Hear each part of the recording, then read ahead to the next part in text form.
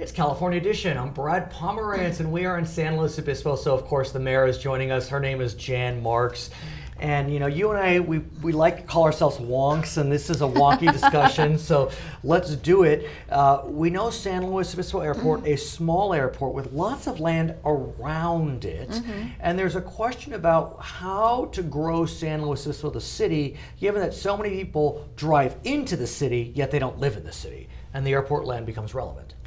Right. Well, the land that we're talking about has been designated for annexation to the city since 1994. Oh, okay.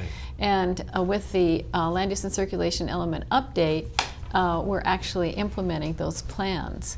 And the Airport Land Use Commission has decided that they don't want to have housing built anywhere within their noise contours. We're not talking about the safety zones. Sure. We're talking about the noise contours. So but the city council disagreed. Yes, and we overruled them 4-1, which is what it takes. Common? It's pretty common throughout the state. It's the first time it's ever been done in the county of San Luis Obispo. So what does that mean for this city? Which, I was recently speaking with Mike Manchek, who is with the EVC, Economic Vitality Corporation. There's no question that San Luis Obispo, city and county, very popular, growing, but there is this kind of push-pull on growth, but we still want slow growth.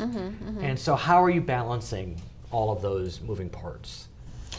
Well, in terms of the city of San Luis Obispo, we do have slow growth ordinances, so it's not going to all happen at once. We're talking about what's going to happen between now and 2035. Right, and the goal, I understand, is to add homes to the extent that you now have 45,000 people living in San Luis Obispo, 100,000 during the day. You want to be able to allow 55 more thousand, at least the opportunity to live in this beautiful city. Right. We want to be able to provide more workforce and affordable housing. And of course the market actually ultimately determines the price of housing. But we put a 15% mandate on any new housing construction. So 15% of it will be affordable. We know that. So with the overrule, what will happen now?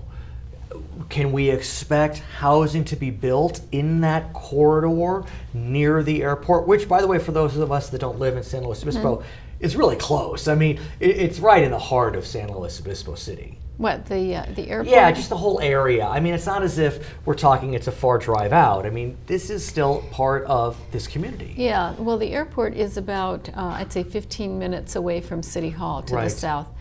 But the most of the land that the airplanes fly over is open space, and the city has provided all kinds of open space for them.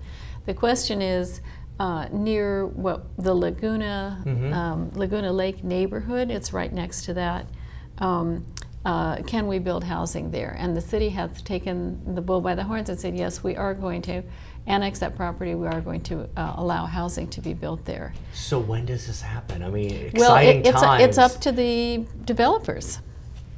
They have to submit applications and go through the whole process, and of course it will go back to the Airport Land Use Commission at the point that we have an actual project. So this is just and then matter. What? I mean, if they decline it, do you then overrule it? We'll see what happens. So you're now vice president of the SLO Council of Governments, which gives you kind of a bird's eye view of the entire issue.